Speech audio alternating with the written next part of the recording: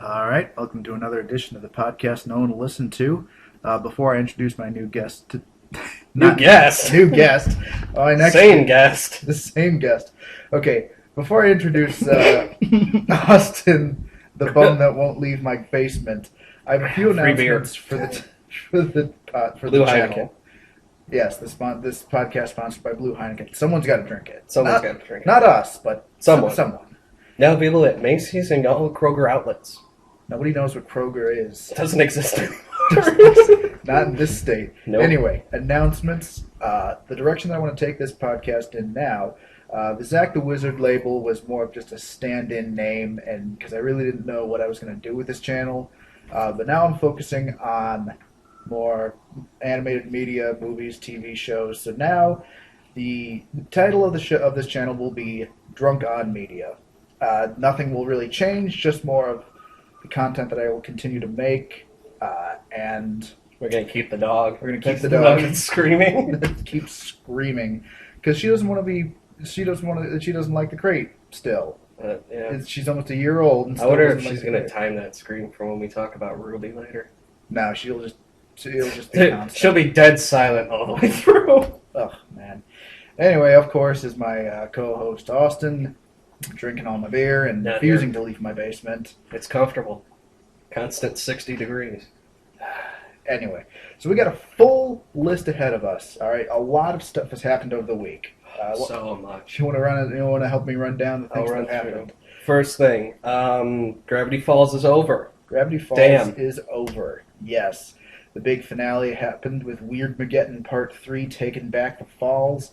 It was strange. Strangely, that's the least impactful thing. I know. That is like, series is over, not coming back. That's the least impactful. Not because the show was bad. The show was finale, amazing. It is just spectacular. I love when they force the pig on the bus and they have like one has a bare knuckles and the other has a gun.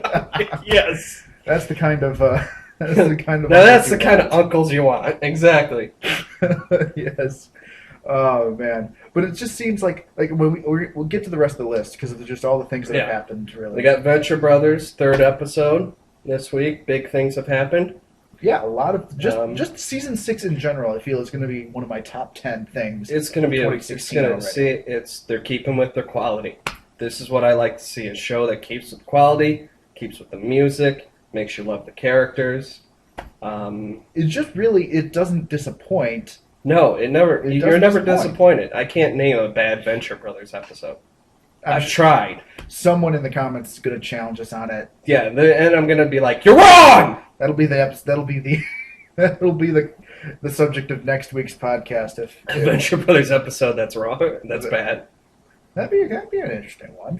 There isn't one. It's like I mean, there's some that are just like not as good as the others, but there's never been one that's just I can't watch this. Right. And the big one on our list, Ruby Season 3 finale. So much. They saved all their best stuff, jam-packed into 30 minutes. Oh, we didn't take the train to Fieldsville. We took the rocket on that one. And it crashed, landed, big time. Lots of deaths. Bits everywhere. Yeah. So we're going to talk about that as well. But we're gonna ease into this. We're gonna start with Gravity Falls, move into Venture Brothers, and then talk about Ruby Season 3. And then just drive the plane into the ground. Yeah. Some of us are a little bit more emotionally. Oh god, it's been a week. Distraught than others. It's been a week. Spoiler alert: one of us is a huge Pure Nikos fan. Shut up. And it's not me. So when we get to that part, it'll just be me talking and crying. There won't be any comedy at the end, just more sadness and dark. We're going to go very dark with this podcast at the end. Right. Well, let's start with the lighter things. Ironically enough, with an entire series. Season ending. This entire series ending. That's the happy note. That's the happy note of Gravity Falls ending. Truly, to me, Gravity Falls has always been an example of what Disney is capable of. But hasn't put forth in recent years. Right, and it's not like they've never done good animation. They're famous for it. They've done fantastic They're work. famous for it. But always some of it mildly racist, but mildly racist. It happens. What's mildly racist? Aladdin. Aladdin? Oh, come on. And the little red Indians you can't find anymore. You mean from Peter Pan? Mm-hmm. Try finding that scene. Yeah. The dog gets it. The dog definitely gets it. He doesn't like racist representations of minorities in animation. Makes sense why she's brown. Chocolate Lab, of course, she'll has racial tendencies. Racial tendencies. Trouble with race. Oh my god! But it just baffles me that the Disney Channel, named after Disney, the animation has the most reality TV. Has the shittiest, most unwatchable reality crap. Really, Nickelodeon's guilty of this too, but Disney Channel is almost notorious. Nickelodeon's reality was like, oh, it's stupid. Who had Drake and Josh? Drake and Josh is Nickelodeon, but that was like in the era where they had like All That, the Amanda Show, Drake and Josh. Yeah, it was kind of funny. like in that same. But it's like they haven't got anyway. I think what you're trying to get at is we've lost a great cartoon. We've lost a great cartoon. So as of now, there really are no great cartoons on Disney Channel. There aren't. I mean, you have like that are currently running because you have Phineas and Ferb has ended, and that show. That show was like the SpongeBob of Disney Channel, where it just wasn't gonna go. No, and then it went. It went, but then it's like, okay, now you went on like too far. I think with a few things because there was like a time travel movie. There was a freaking Star Wars Phineas and Ferb movie. That sounds good actually. But it just but sounds probably crap. Stupid. It really just sounds like I feel like that movie was just made to put on the point of like, yes, now we own Star Wars, so now we're going to integrate it into everything. Now we're going to throw everyone gets a Star Wars parody. I think they even did a Marvel thing. That's okay.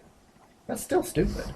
But point is, Phineas and Ferb was always to me like this what SpongeBob is to Nickelodeon. A great show that kind of is just famous for being famous. You know what I mean? Like it's just because it's so prominent. Yeah. You can't not talk about it. You can't not have it. But let's see, what else does Disney Channel have? Oh, it had Nothing notable. Star and the Forces of Evil. Oh, yeah. Is a really great show. But see, I haven't gotten into that one yet. You need to get into that one. Avery agrees. Avery agrees. Get into it. She's right. But, she's really at it today. I don't know why. Because she has friggin' separation anxiety. She's like this every morning. I know she's because there's there's got to be a point where there's nobody in the house. Well then we'll never know if she makes a sound or not. It's like if a tree falls in the middle of the forest. Put up a recording. Anyway, point is, what point was I missing? Oh yeah, Star and the Voices of Evil. Right now is on a hiatus. They just ended season 2. Like, see, that's what I like shows doing hiatuses. Like taking a break. Taking time to put the effort in. Venture Brothers is notorious for this. Oh, yeah, like 3 years hiatus. Oh, yeah. Thank God for that dedicated fan base. Well, it's almost as if they have to. They do. And I'll go into that when we're talking more about Venture Brothers. But Venture Brothers is a very special property for Adult Swim. Yes. Okay. I think, let's get back to the main point. Gravity Falls is over. What are your thoughts on it being over?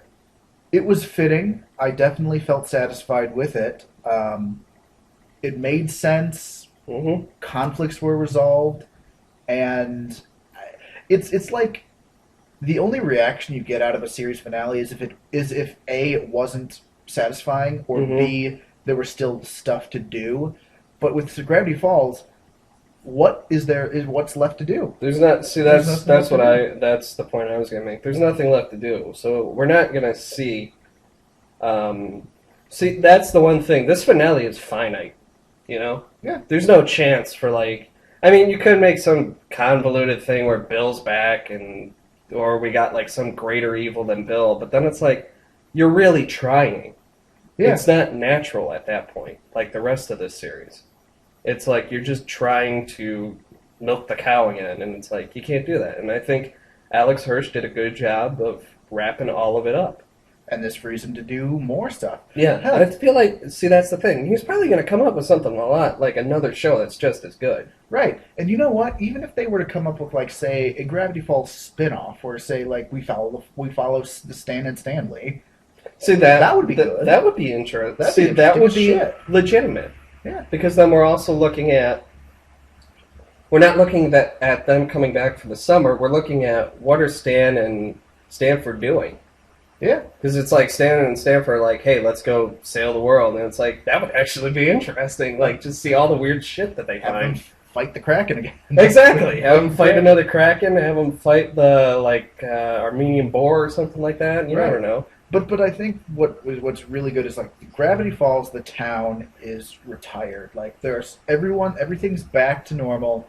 Even the mayor was like, what about it? We're all just going to pretend that never happened.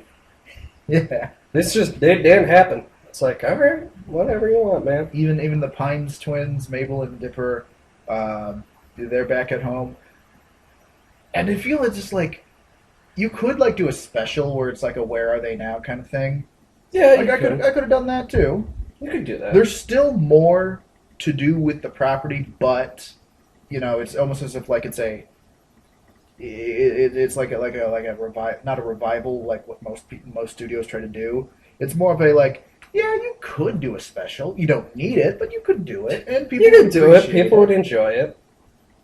And it's not our people, but some people. And I think what I appreciate most about the Gravity Falls fan base so far is that like they seem like a satisfied fan base, from what I can tell. There's no sharpening of pitchforks and torches being lit right now. There's no let's say petition to bring back certain characters. There's none of that right now. There's a lot of people lighting torches right now. Yeah, we'll save that for the big finale. And sharpening pitchforks. Right. Not just pitchforks that become guns. That shoot out pitchforks. Mini pitchforks. Right. But I think what this says more about Disney Channel as a channel is they need to bring back animation. See, a lot, and I understand the logistics of it. Like, animation's expensive. It's expensive, It's the most expensive you gotta have tedious. the quality. Yeah. And it's like, you gotta attract people. It's like, the thing is, we're, like, our generation now is, like, the 20-plus generation likes to watch cartoons. Yeah, because if you can attract us to a cartoon, we'll watch it, and we'll love it. Right. Also, we'll throw a shit ton of money for all the merch. I mean, right now, like, even people, like, in their 30s right now still grew up with cartoons. Like, we're like, in that, like, 20 to 30 age range, we're the first generation that has legitimately grown up on cartoons. Uh-huh. That's amazing. Mm-hmm. And it's just a testament. It's a testament, but think of it as like, you had Alex Hirsch is special. Like, you need to come up with, like, to fill like an entire slot with cartoons, you'd have to come up with like 20 Alex Hirschels. Not just that. I mean, it's a very time consuming and expensive. It's the most expensive and time consuming art form or form of media. Payoff. People love it. The payoff. It's an art form. I'll just put it there for it because it's the arts. It's our generation's arts. For every Gravity Falls, fuck the museums. For every Gravity Falls, I could point to a My Life Me show. I can easily bring up like 20 shows that are complete and utter garbage. I agree with you there. That is definitely a big problem. And I think what most people are but scared that's of, what I'm telling you is, like, you have to make those. You have to put the effort in. Right. You can't just. That's why I'm saying that's where the difficulty would be. You think about how many hours you'd have to fill in the day. I mean, you have to fill at the very least 12. At the very least 12. So you have to fill 12 hours. So that is 24 half-hour shows. I mean, it can with commercials. I can definitely see this. I mean, because think of the television, animation versus a live action sitcom. Live action sitcoms that make up the majority of Disney's like cavalcade or Showtime take no effort at all to make. So it's almost like you're given a sandwich, a Disney Channel sandwich, and shows like Gravity Falls, shows like Star vs. the Forces of Evil, hell, even their Mickey Mouse animated shorts that they did. You done? No. are the meat, the condiments, and all that. And the live action shows are the bread. You have a sandwich. No one really wants the bread. No one's like but it's praising gotta a be sandwich there. for the bread. But it's got to be there, unfortunately. Right. because right now with Gravity Falls Over, you have a ham sandwich with one slice of ham and two entire loaves of bread smacked together. Yeah. You have so much fluff. And I mean, like, what you could do is you could take, like, retro cartoons and just have them be, like, a filler. Like, maybe have, like, 4 retro cartoons. well, yeah, you have to then deal with like licensing and Or gargoyles. There you go. Bring gargoyles back. I think there is a channel that does that. There's somebody who wants to do that, but anywho. I mean, Cartoon Network has Boomerang, where they take all the retired cartoons. Yeah, and see, that's where you could fill some hours. Yeah, but Cartoon Network is already a channel that's dedicated to nothing but cartoons. Exactly, but then I mean, the double-edged sword is now you have then that opens the door that you get flash animated, crappy cartoons. Teen Titans Go. Yeah. Okay. That when you're not putting in like, hey, We Bare Bears, Steven Universe, Adventure Time, Gumball, all that, you have Teen Titans Go. Teen Titans Go is like the white noise of animation, where it's just like it's always in the background, it's always there for filler. Please God, get rid of it. Please, for the love of God, nobody wants to just listen to white noise. Exactly. But I think we're missing the point. What is the thing that people came here for? Which is the top 5 things I want to do, but would probably kill me. Oh, Christ! All right, I'm just gonna check Twitter while you're doing this. Okay. Number 5. What's happening on Twitter? Fight a bear with my bare hands. Number 4. Drive a bulldozer off a cliff into a quarry. Number 3. Get zapped by lightning. Number 2.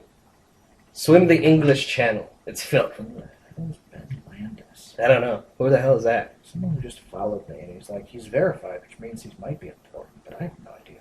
He's probably a porn star. Cool. Okay. And then number 1. Get a straight shave. How would a straight shave kill you? Clink! Well, yeah, if you're an idiot. Exactly.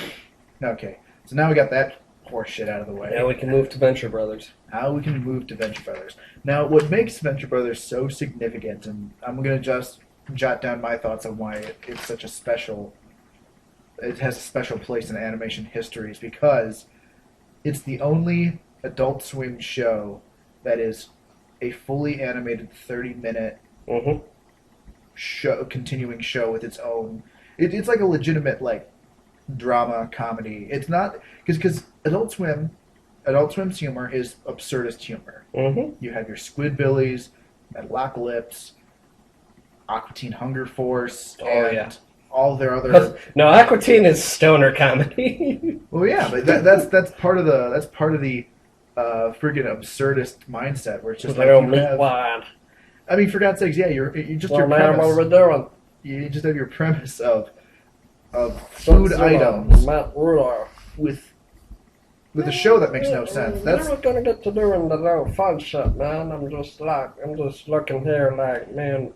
Oh shit! The screen went blank. What the hell happened there? Okay, stop it. Okay, stop it. No, but my point is, then you have Venture Brothers, which doesn't fit in any of the categories that Adult Swim has. It's a show. It is a show. It is a show. You are invested in those characters. Right. But thank God none of them have died. Oh, a lot of people will die. Oh, yeah, this season will be the death season. But you have the return of Venture Brothers, and it's a show that just comes up so rarely.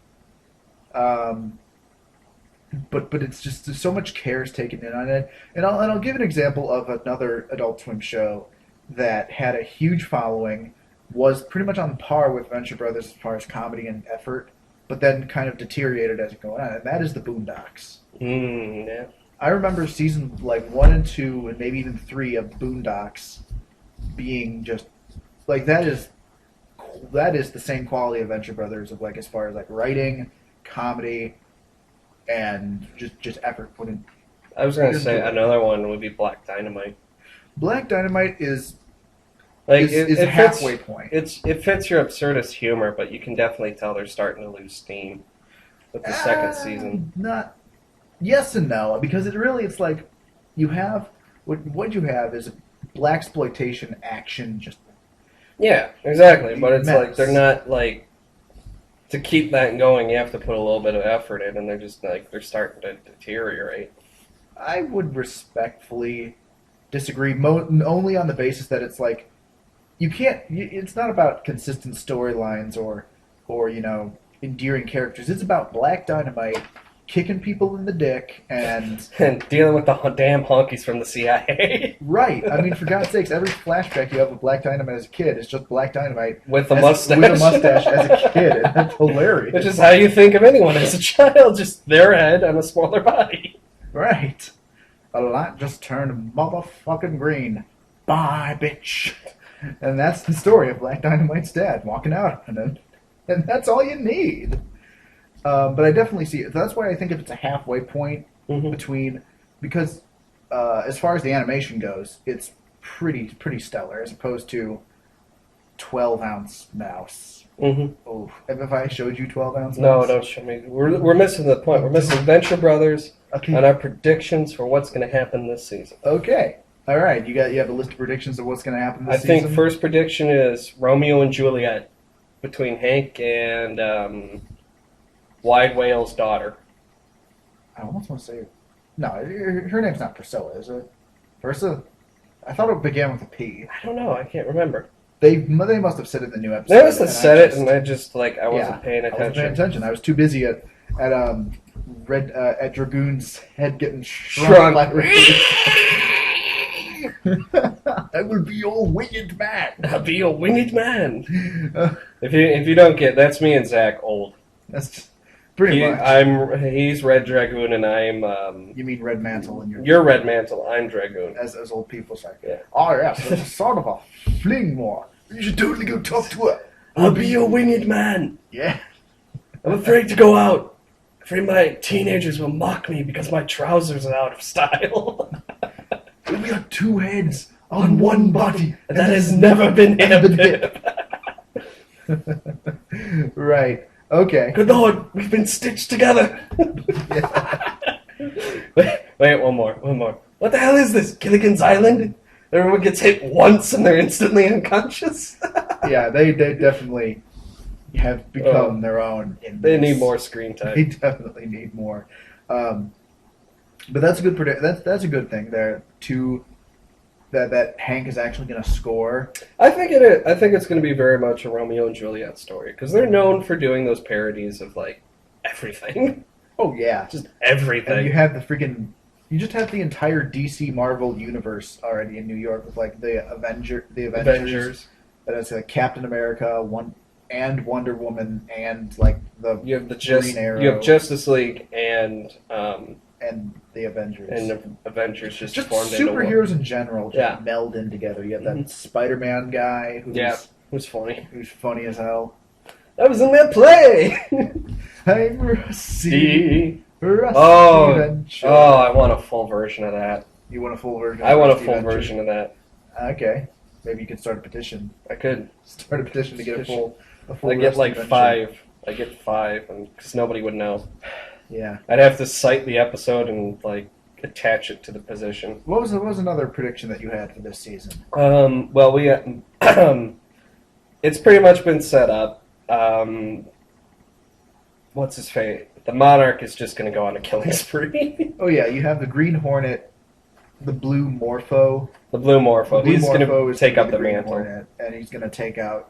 He's just going to straight up kill people. He is, and I think he's getting. Do you think he's going to stay in the guild, or do you think he's going to be kicked out, and that's the pull to start murdering villains? I think he's gonna start killing off villains because he gets canned. Like I think it's gonna be like what Wide Whale did by getting the arching rights to Dr. Venture. I think it's gonna be a professional thing where Dr. Mrs. the Monarch is going to essentially like he's been on the fence because she's been covering for him for she's a long been time. essentially she's been what's been keeping him in the guild.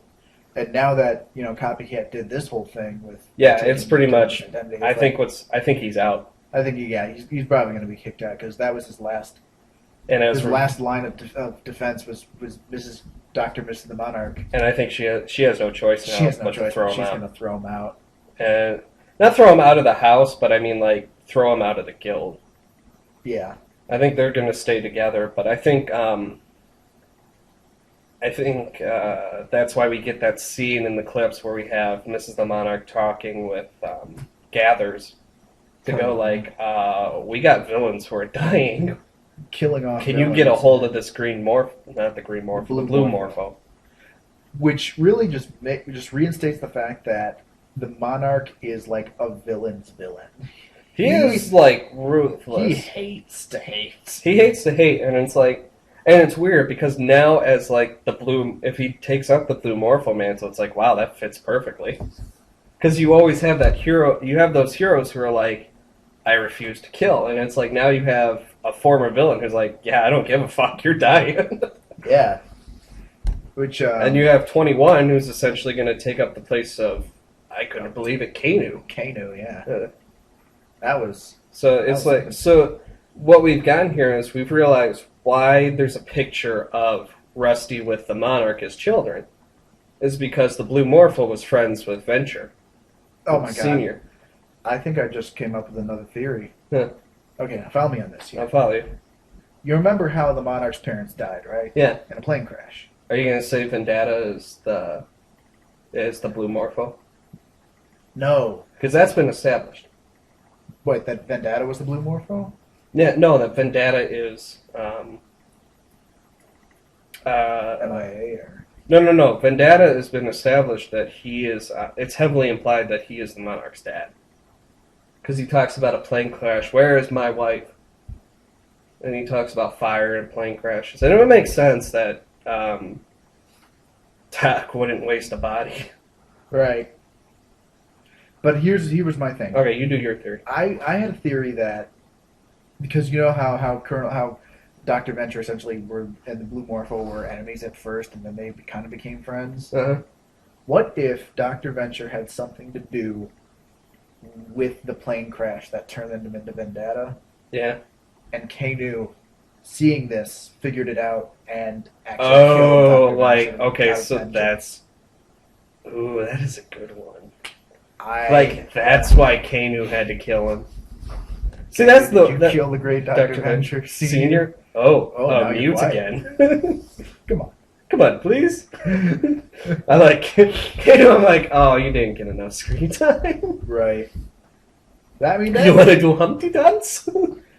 I think that theory could go two ways. I think Kanu could have either killed Venture Senior as revenge for the Blue Morpho, or that Dr. Venture might have put Kano up to sabotaging to kill the Blue Morphos for his Vendetta thing. It could go either way. Yeah. It depends on who was the pilot of that plane, because if it was Kanu, that wouldn't make sense. Also, Kanu would probably be dead.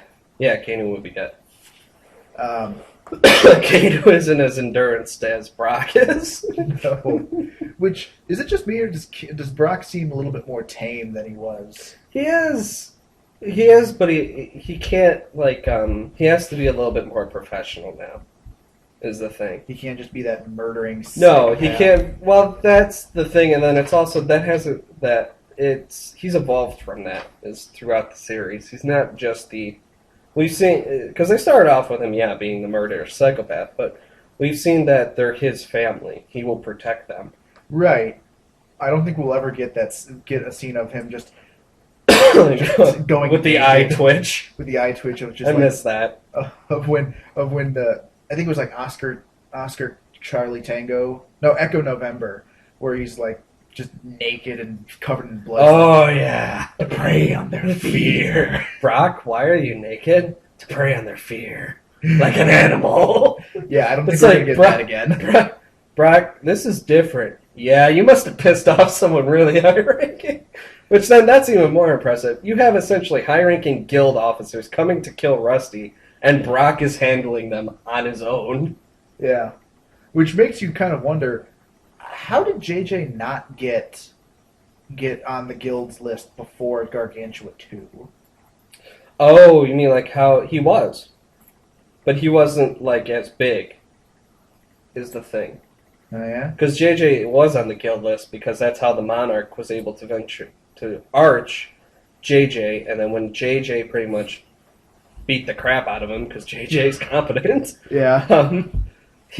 that's how the Monarch was able to then go back to arching Rusty as revenge for what his brother did to him. I'm Rusty. Yeah, so it's like, so he is on the I'm guild Rusty. list, and it's like, it's even said by Brock, like, JJ doesn't believe in all this crap, but he's on the list Yeah. to get hit. Kind of really, he really just puts it into perspective. Just this giant game of, well, like JJ's reaction to this whole thing was kind of like the viewer being put in this like, what? I can't fight back. I'm just supposed to be tormented by this guy. What, you mean I can't kill him? What do you mean I can't kill him? He's pointing a death ray at me. Oh. Yeah. So that could be a possible theory. Yeah, that is a pretty good one. I like that one. That would explain. But then Kano says, "I've taken a great man from the world." And it's like, why the hell would you view that man as a great man if he essentially killed your boss? I mean, I think even if you killed your boss, you can't deny that he was influential. Yeah, it's true. I mean, you can say what you want about Steve Jobs, but the guy was influential, even if you do think he's a pile of crap. Well, the crap is stole from Steve Wozniak. Yeah, but he's still influential. Yeah, but he was still He's still sank the company and brought it back, which is impressive. Yeah. So what else did you want to mention about Venture Brothers? How much have we done so far? The timer says we've been about 30 minutes. Oh god, when we get to Ruby, we may have to stop this and do like a whole podcast on just Ruby. No, I think It'll we be can. long. I don't think we'll be that long. It'll be long. There's a lot. Well, did you want to just move to that now? Unless you have some of No. things on I'm thinking let's continue Ventures, end it, and then we'll go on to that. Okay. What else did you Because want to talk with about? Ventures, I think we already talked about the Blue Marble, but the other thing is Doc. Is Doc going to actually keep the super science? Do you think he's going to... How do you think he's going to... I think and I love this whole dynamic of like, Rusty's essentially been given another chance. Mm-hmm. Like, his father didn't really do him any favors. No, he was essentially... He was a little more than a test subject. Right. To his father. JJ has actually given Rusty a legitimate second chance by giving him the means to really kind of do the super science. And with Dean's advice of keeping the consumer electronics while still funneling it into the super science is genius. Yeah.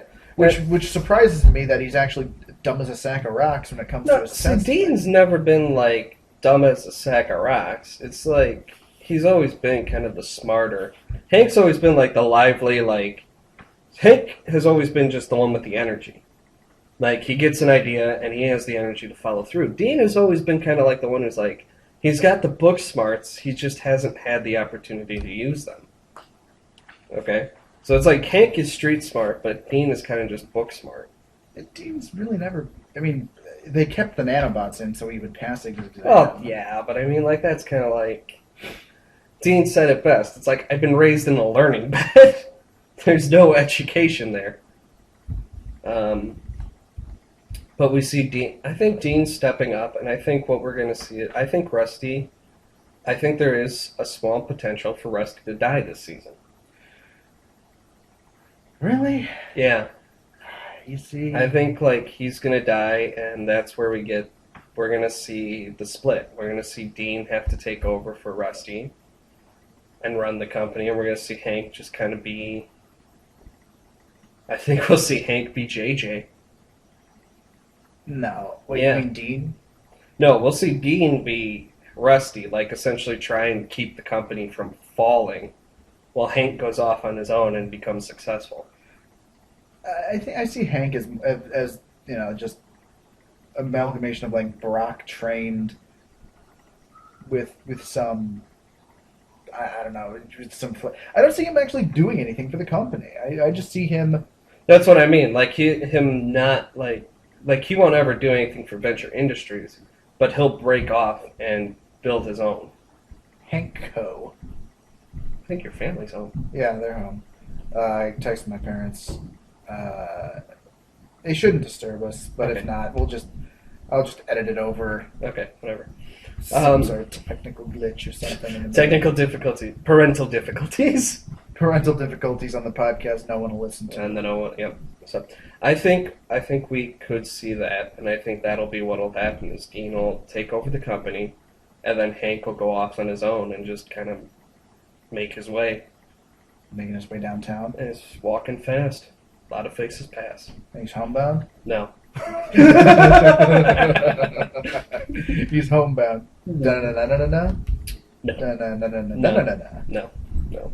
And I'll, if I can fall into the sky. Okay, I'll stop. If I could fall into the sky, do you think time would pass me by? Maybe. Maybe. Who knows? You don't know. I don't know. All right. Okay. So is there anything else you wanted to talk about with Venture?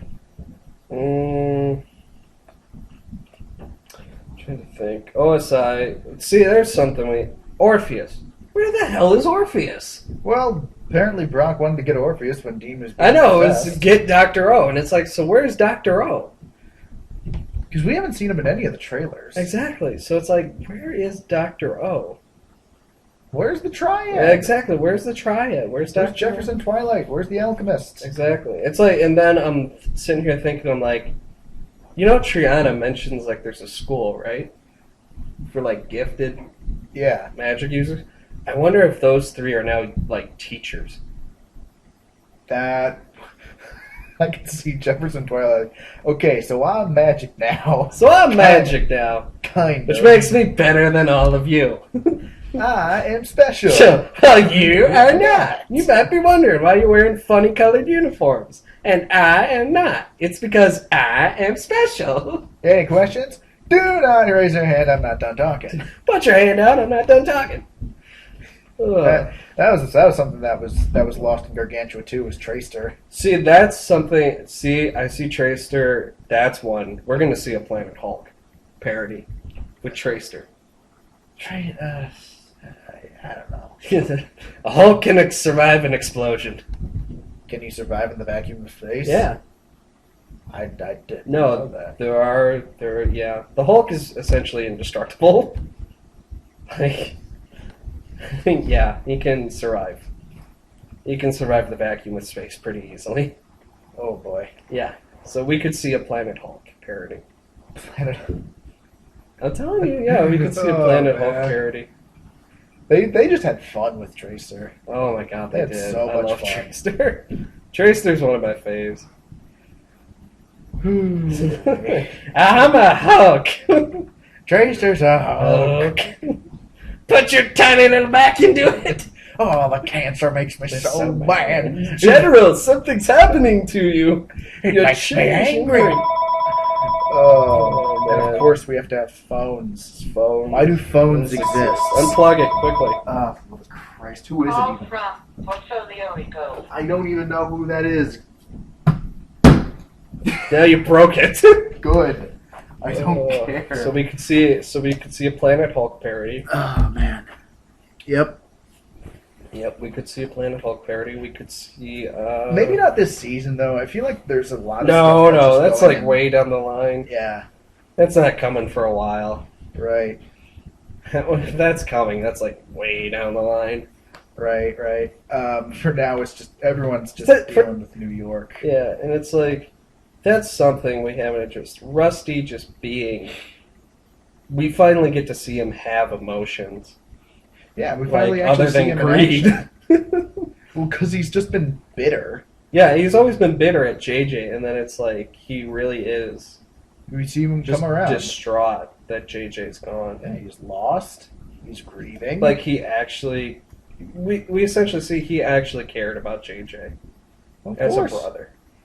Even if he was just a cancerous tumor before. I know, it's like, even though he was a cancerous tumor, that was more successful than him. Yeah. But it's like you realize that the reason JJ's so successful is because he never had the influence of Jonas. Yeah, we can assume that now Jonas is more of a villain than a. Yeah, it's kind of weird. The more you learn, the more you realize Jonas was a villain. Jonas was a bad guy. Jonas was, as much as he sided on the good, he was very much a bad person. unethical, to say the least. Right. So, yeah, she's barking at something. Now she's out. I think she's out. She probably is.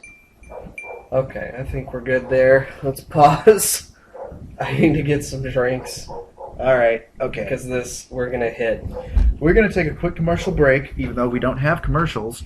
And when we come back, we're going to be talking about the big Season 3 finale of RWBY. Oh. This is the podcast no one will listen to with the first two-parter episode. Yeah. What the shit? Okay, All right. There's a lot to unpack. We'll see ya.